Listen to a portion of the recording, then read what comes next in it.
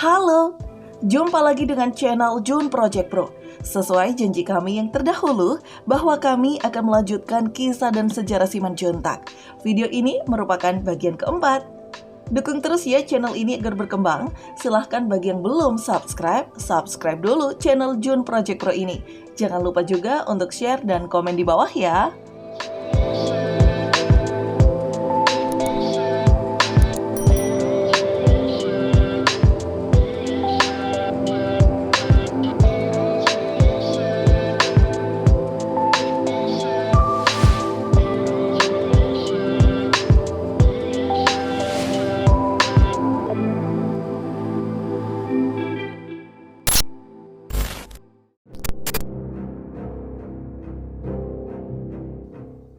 Malam itu menjelang subuh, datanglah pembunuh bayaran ke rumah Raja Persuratan dengan membawa pisau. Raja Persuratan berpesan pada pembunuh itu bahwa sekarang ada dua gadis yang tidur di rumah ayahnya, dan gadis yang tidak memakai gelanglah yang harus dibunuh. Pembunuh itu pun melaksanakan tugasnya, kemudian si Pareme dibunuh, lalu darahnya ditampung dan diberikan kepada Raja Persuratan. Sementara mayat si Pareme dibuang ke lembah yang tak dapat dituruni, yaitu yang sekarang terletak di lembah si pintu-pintu atau perbatasan antara Balige dengan si Borong-Borong. Matahari pun terbit dengan air mata dan tangisan Hagohan Naindo karena kakaknya telah hilang.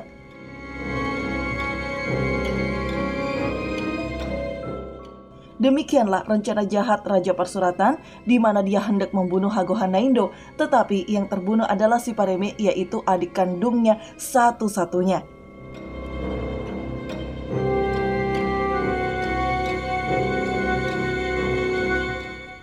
Melihat tindak tanduk anak tirinya, Sobo Sihon selalu bersusah hati, apalagi setelah si Pareme diketahui dibunuh dan darahnya dijadikan campuran pewarna ukiran rumah Raja Persuratan. Hal ini membuat Sobo Sihon jatuh sakit hingga penyakitnya parah.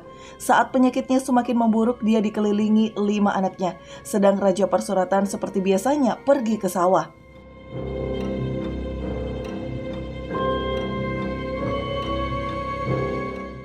Saat itu Sobo Sihon berpesan, "Jangan lupakan apa yang telah dilakukan oleh abangmu, Raja Persuratan. Akan tetapi, jangan balaskan perbuatan jahatnya, karena hanya mula jadi Nabolon, Tuhan sajalah yang akan membalaskannya."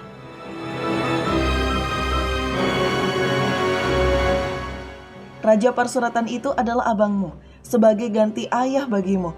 Di mana dia duduk, janganlah kamu menghampiri. Dan jika kamu sedang duduk di suatu tempat, kalau dia datang, tinggalkanlah dia, karena dia adalah ganti ayah bagimu yang harus kamu hormati.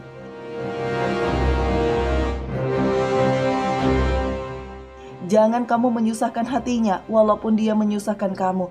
Bila kamu sedang menyalakan api di dapur rumahmu atau di mana saja, lalu asapnya terhembus angin ke rumahnya atau ke arah di mana abangmu berada, padamkanlah apimu itu, supaya dia tidak mengeluarkan air mata karena asap apimu, walaupun kamu harus terlambat menyiapkan masakanmu.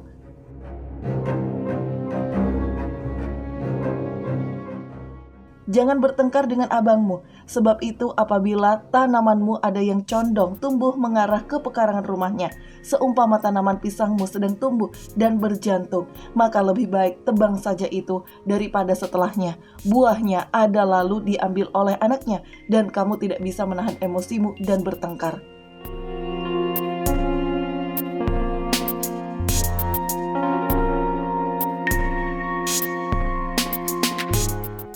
Setelah menyampaikan pesannya, Sobo Sihon menghembuskan nafas terakhir.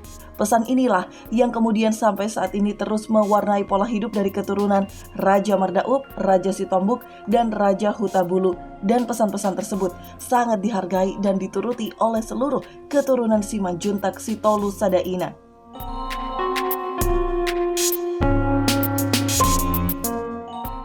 Setelah beberapa tahun Sobo Sihon meninggal, keluarga Simanjuntak 3 bersaudara satu ibu ini dilanda kesedihan karena si Boru Hagohan Naindo, gadis yang rupawan ini, meninggal dunia dengan cara yang menyedihkan.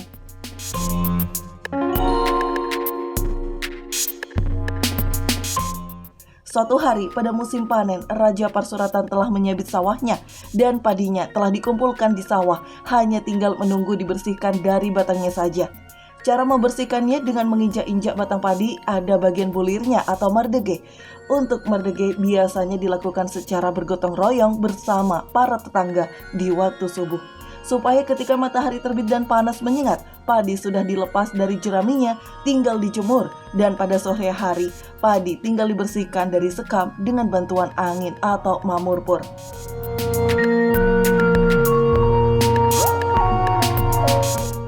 Pada pagi yang naas itu, Raja Persuratan beserta beberapa orang berangkat ke sawah untuk mardege. Sebelum berangkat, dia berpesan pada si Boru Hagona Naindo agar menyiapkan makanan siang dan membawanya ke sawah. Makan pagi telah dibawa istri Raja Persuratan. Sebenarnya ini adalah rencana jahatnya terhadap adiknya, sebab sesungguhnya bekal makan pagi tidak jadi dibawa ke sawah. Menjelang siang, semua orang yang bergotong royong bekerja di sawah sudah bersungut-sungut karena rasa lapar dan mereka berkata, "Di mana adikmu yang akan membawakan makanan pagi ini? Kenapa dia belum datang juga?" Sebelumnya, Raja Persuratan mengatakan pada mereka bahwa dia sudah berpesan pada adiknya agar makan pagi dipersiapkan. Namun sebenarnya tidak demikian. Sekira pukul 11 atau menjelang teriknya panas matahari atau Maria Hosni Ari, datanglah si Boru Hagohan Naindo dengan membawa makanan, tetapi dia disambut dengan caci maki oleh semua orang. Lalu Raja Persuratan mengambil hidangan yang dijunjung di atas kepala si Boru Hagohan Naindo dan langsung mencampakkan air panas ke wajahnya. Si Boru Hagohan Naindo meraung-raung kesakitan, wajahnya melepuh. Saat itu pula Raja Persuratan mengambil jerami dan menutupi badan si Boru Hagohan Naindo, lalu menyulut jerami itu dengan api sehingga si Boru Hagohan Naindo terbakar hidup-hidup.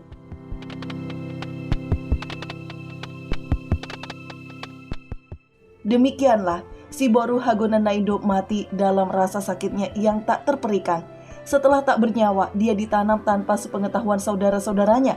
Namun bagaimanapun, setiap perbuatan busuk akan tercium juga baunya. Salah seorang yang mengetahui pembunuhan itu berpihak kepada keturunan Sobo Sihon dan menceritakannya pada mereka.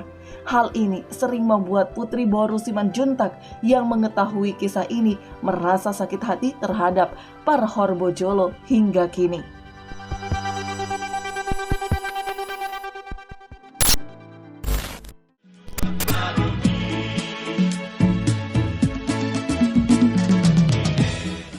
Kisah mengenai sejarah Simanjuntak ini akan terus berlanjut.